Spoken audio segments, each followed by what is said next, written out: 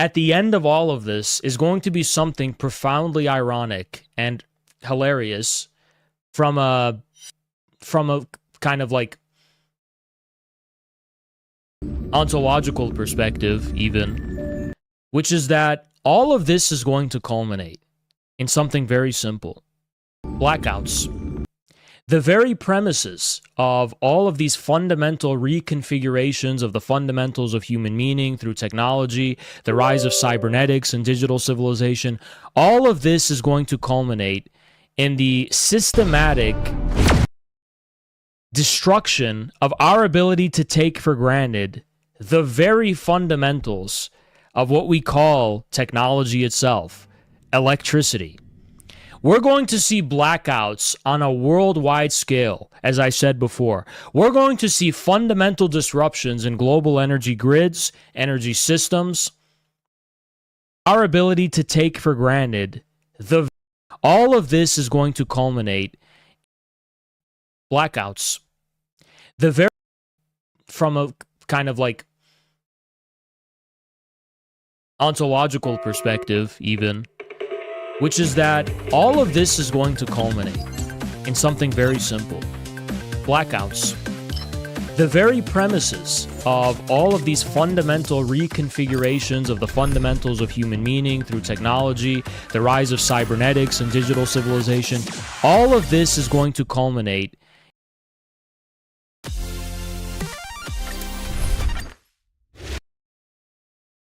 in the configurations of the fundamentals of human meaning through technology, the rise of cybernetics and digital civilization.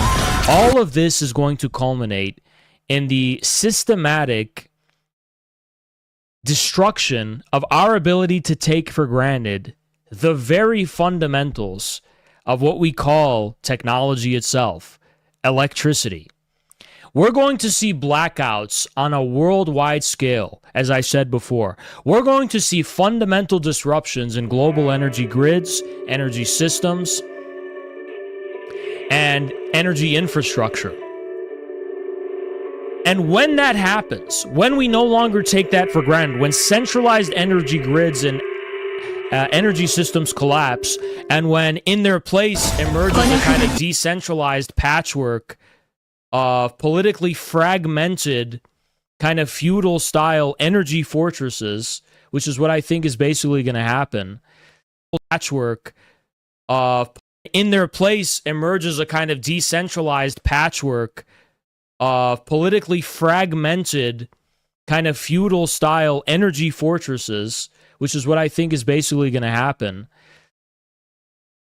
The mythological crucible by which human meaning reasserts itself and rises again decisively will be reborn.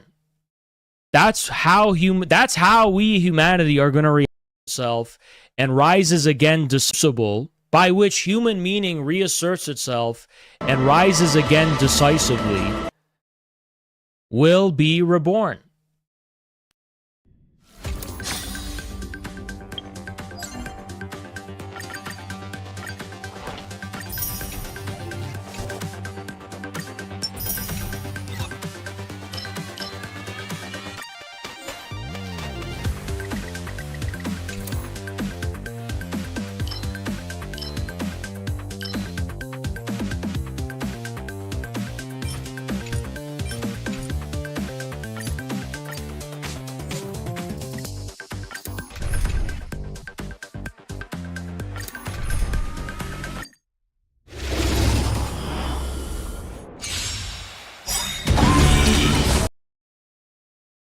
That's how reasserts itself and rises again decisively will be reborn. That's how we humanity are going to react to the rise of AI. The way we're going to be able to have time to react to AI is through a dark ages, where we're going to have all the time in the world to reflect on it, because we're going to be revoked of having access as a given to the very premises of what we call technology, which is electricity itself, which is energy itself. When we are forced to be in this kind of wilderness, this outside space, so to speak, when we have to reckon with the fact that we can no longer take for granted the supply of electricity and energy, when we have to kind of return to a type of wilderness which still exists and be confronted with the contingency of what we call civilization, this very barbarism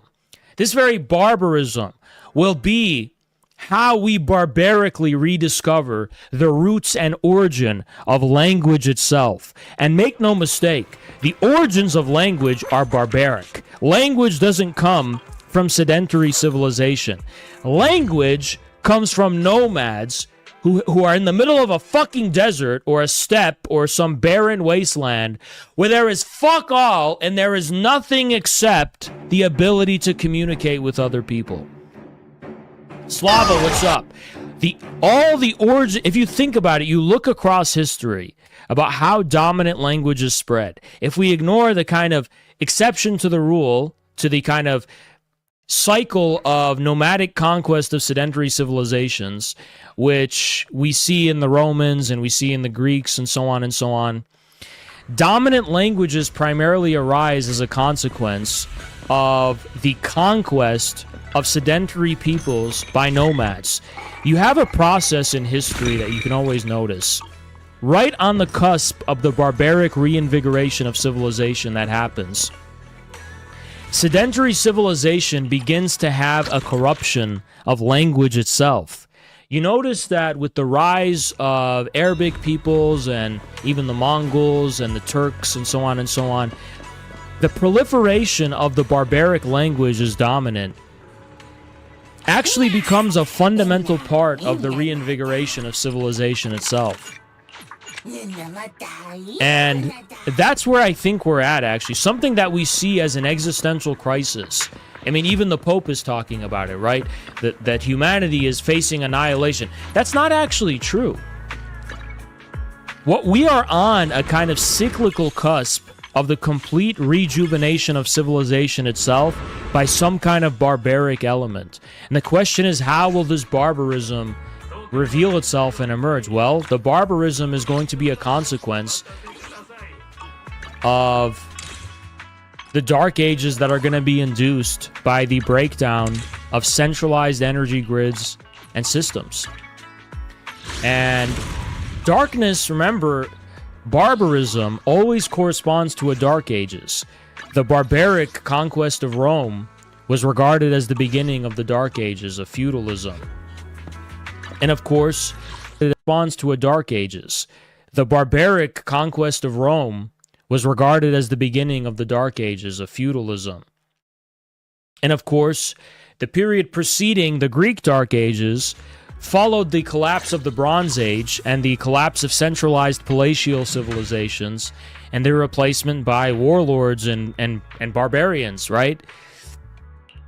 So what we call the barbaric age, the mythological era out of which meaning itself is articulated and is reborn, that is also something that could be synonymous with a warlord era. It's the same thing, right?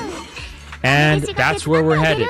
And to all the people, the fundamental irony of all these kind of Silicon Valley futurists and the Landian accelerationists. By the way, Nick Land has become this ubiquitous, extremely popular, common household name in Silicon Valley by now.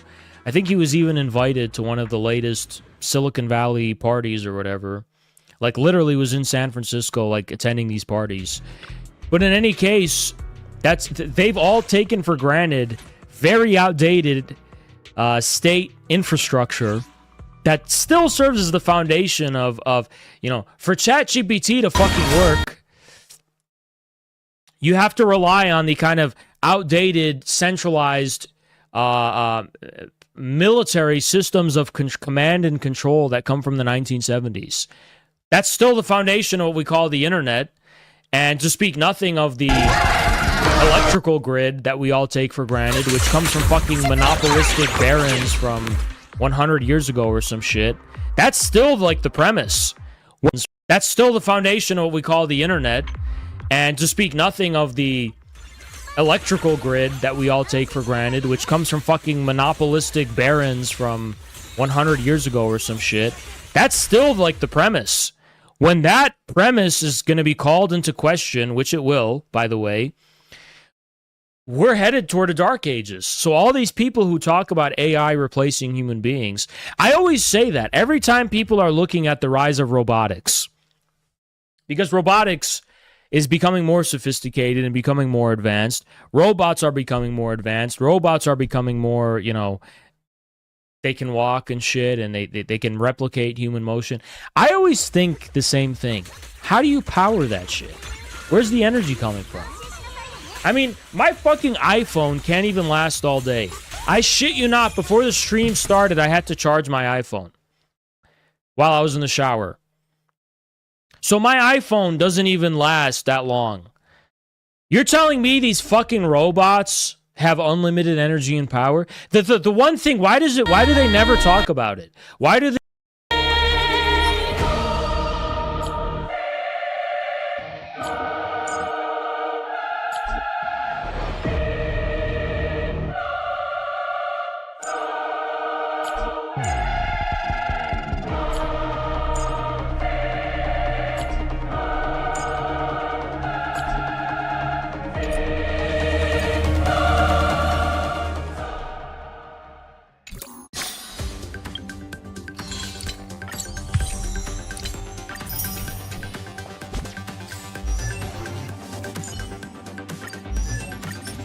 一歩ずつ進めば窮地に陥る心配はありません。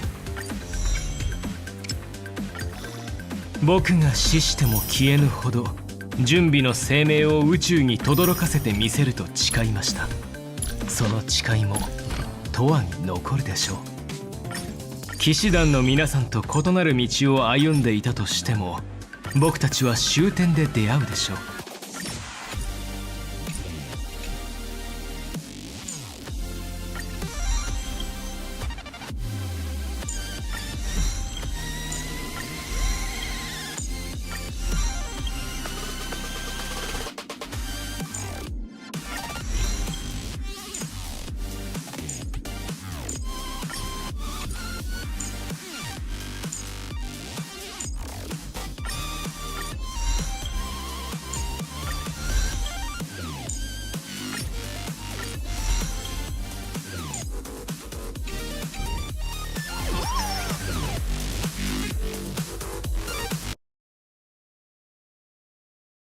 the Silicon Valley futurists and all these people fear-mongering about AI never talk about the simple things, like where's the energy going to come from? How are you going to power this shit?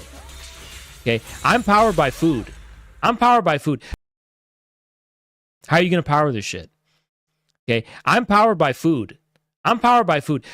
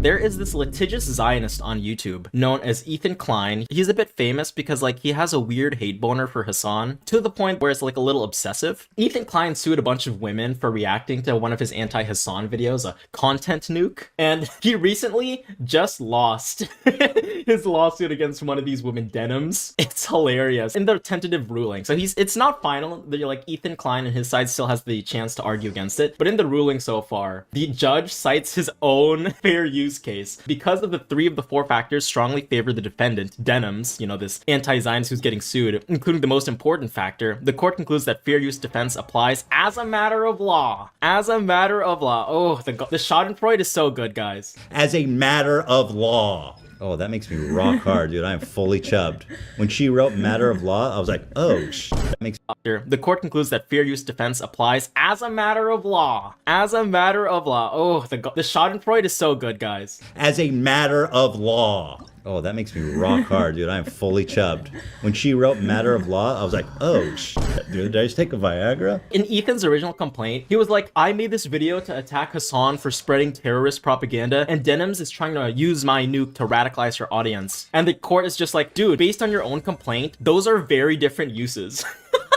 By your own admission, it's being used for a very different purpose. Yes, here it is. They cite Ethan Klein's own case against Bold Guy. It's really awesome to see justice doled out. I still find it ridiculous that a multimillionaire Zionist can just sue random women for reacting to his content and like criticizing it and like basically put them into bankruptcy. Caseytron had to like do a public apology because she didn't want to lose all her money in this litigation process. The thing is too, like a lot of the online slop tubers, they are like weird Ethan Klein glazers. And it's like, dude, you are slop tubers. You don't make any original content. All you do is react to people. Why are you cheering on Ethan Klein suing a bunch of women, criticizing and reacting to his videos when you do the exact same thing? This guy particularly has made like 1 trillion videos laughing at all of Ethan Klein's litigation victims. Probably one of the worst slop tubers I've seen in a long time. Sensitive Society, one of these slop tubers who's like basically a Zionist. And so, you know, he's like doing the anti-Hassan slop thing where like he's laughing about Hassan getting banned from the UK for criticizing Israel. And then like he has a bunch of videos about Frogan. I do watch all of these guys. I hate watch slop tubers. Bro has literally like 1 trillion videos. Ha ha ha, you're a loser to Denims. It's like, dude, she won.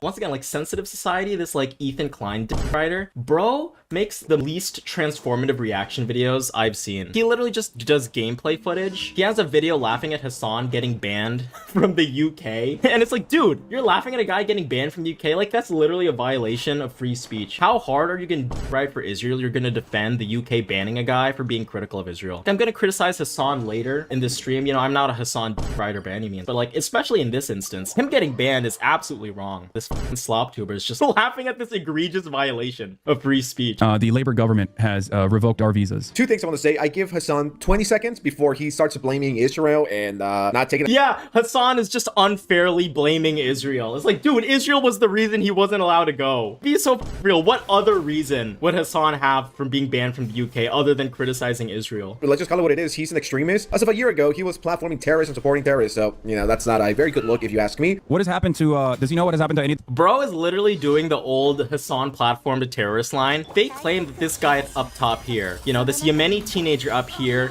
is a quote-unquote Houthi. Obviously not. This has been so long established. This guy is just a Yemeni influencer. Once again, this guy is a Sunni and the Houthis are a Shia group. He literally is not part of the Houthis. He just supports the Houthi blockade of the Red Sea in defense of Palestine and against the genocide. Look, you know, say what you want about Hassan. He is not even the most extreme in this space, right? Frankly, he goes way too soft on a lot of people.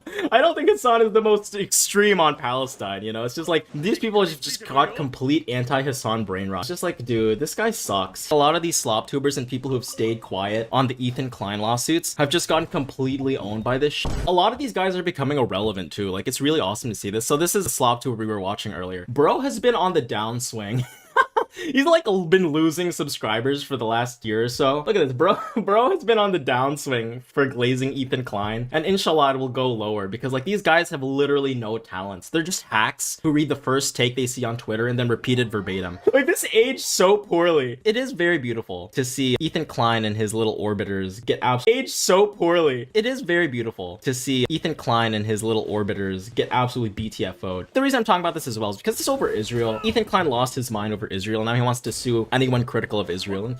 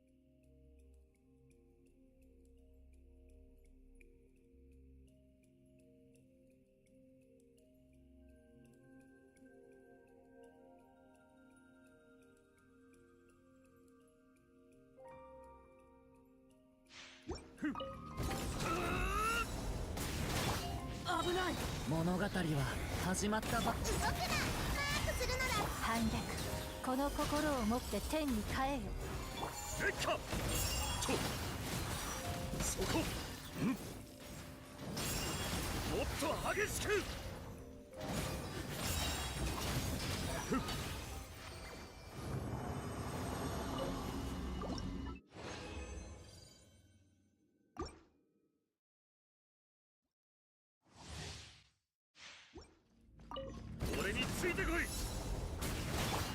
せて。物語は始まったばっか。開脚みんなには内緒よ。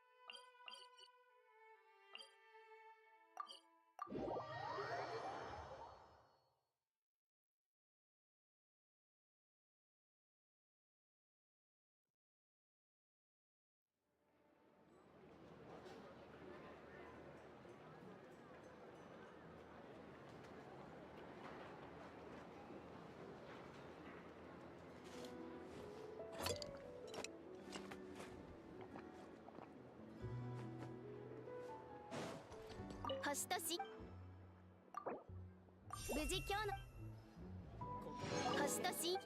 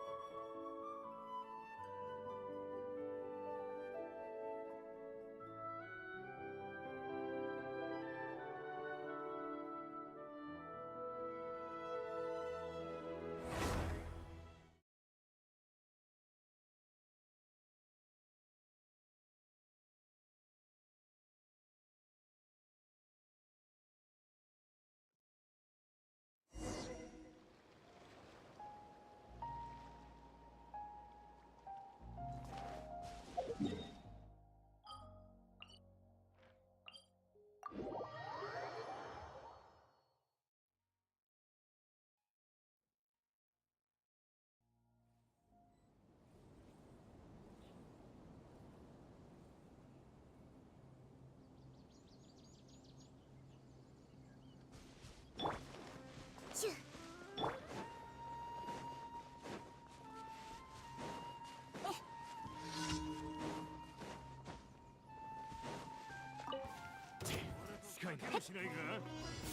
この心を持って天に帰る。動くな。マークするのだ。はじけろ。腐食神聖気をつけて。なんだな。火力全開。へい。はは。ほい。やあ。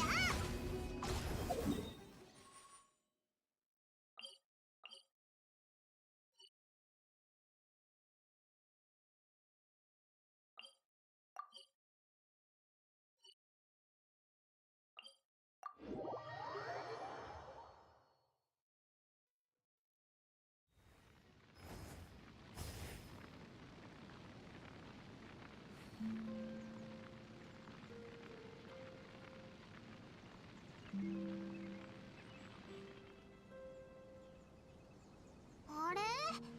ドドとどこ？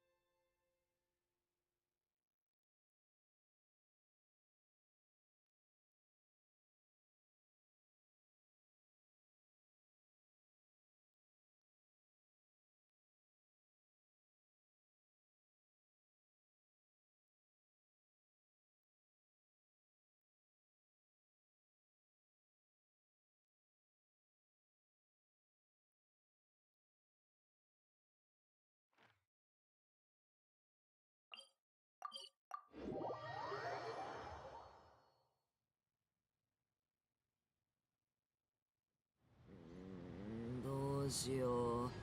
水が飲みたい。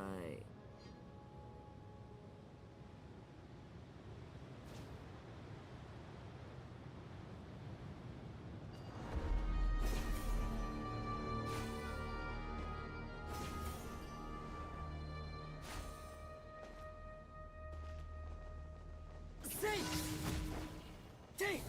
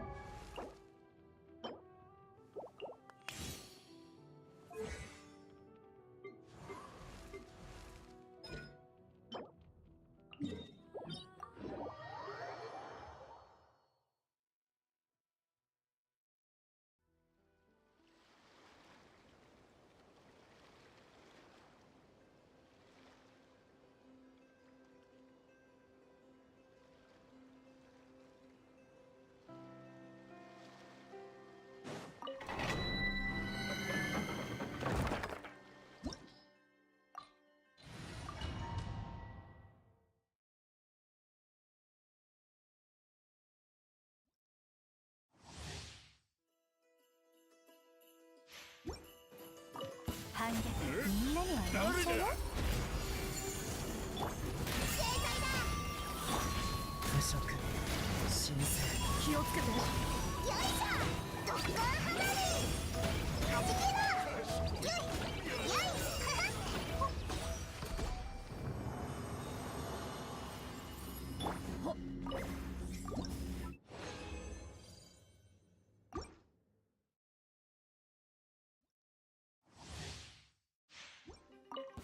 運命の変わり目。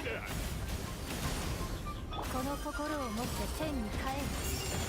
ど真ん中マークするのだ。火力全開。ボンボン爆弾。だっただ。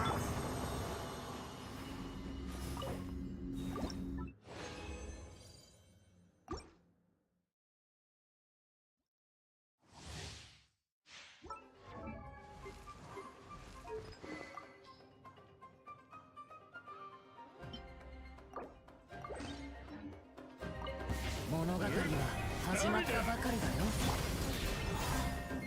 鈴の音を合図に。私はずっとその中にいる。大丈夫。はじけろ。ボンボン爆弾。ドッカー花火。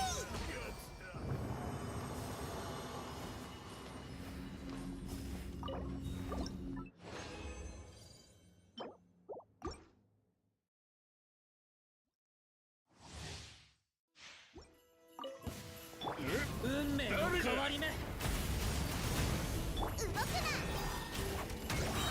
正解だ。この心を持って天に帰る。なんだなん。よいしょ全部ドカーン。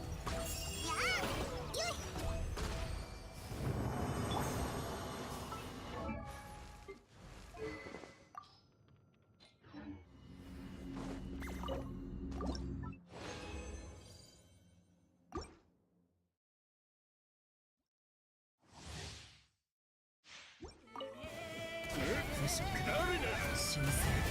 鈴の音を合図みんなには内緒よボンボン爆弾はじけろドッカン花火ヒヒッヘイ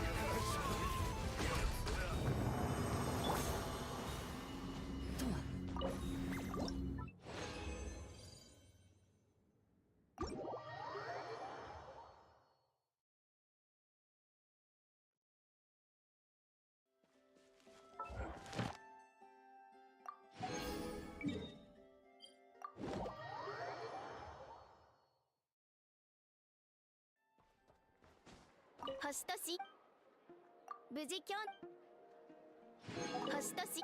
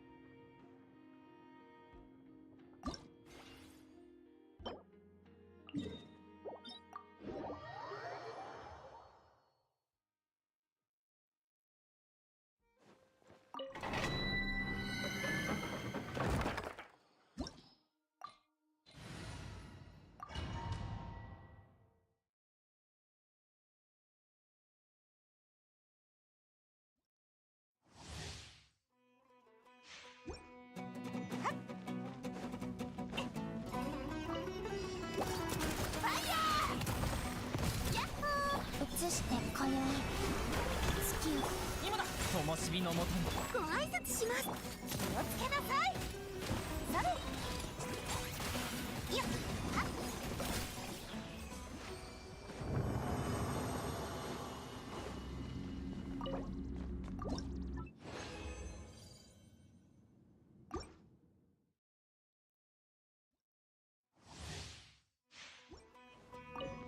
どうぞ不意打ち続けて。気をつけなさい。三月よ輝け。行ってまだ光を行ってヤッホーはっとそれファイヤー岩元素なんだよね。はっ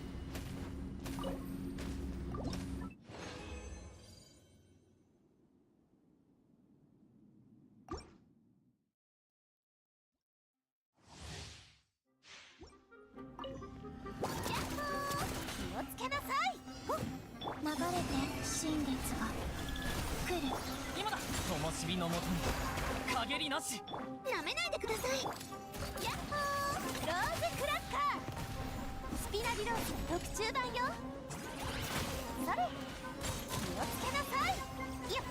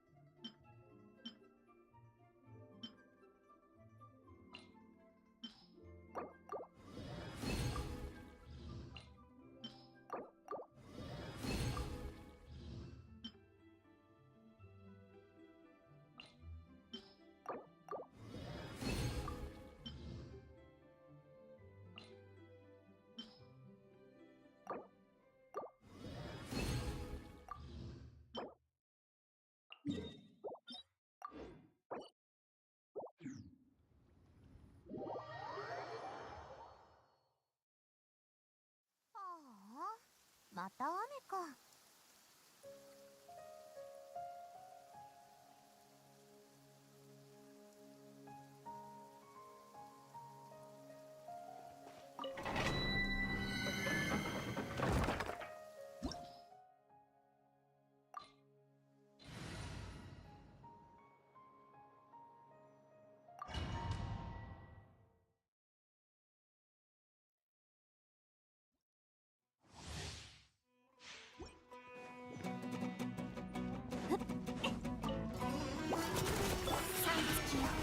輝け満ちて光の裁きを受ける行って行って堂々不意打ちローズクラッカースピナディローズの特注版よ。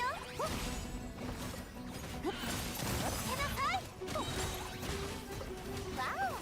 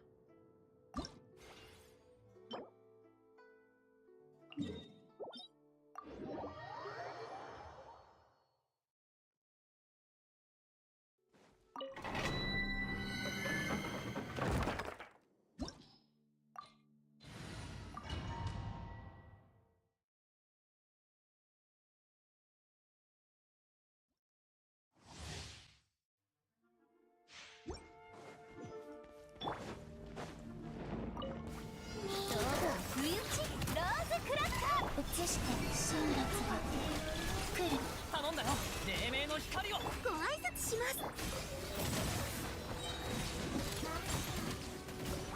堂々不意打ち。せっ。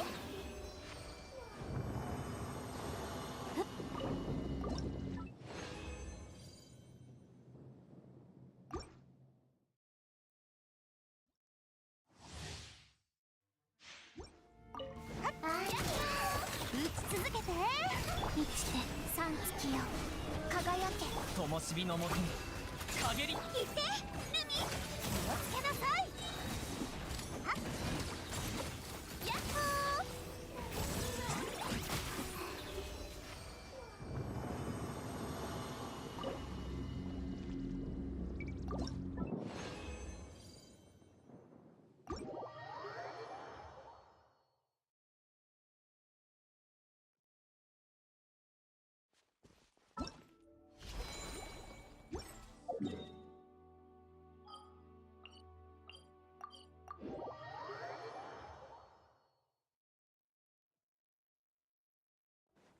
星とし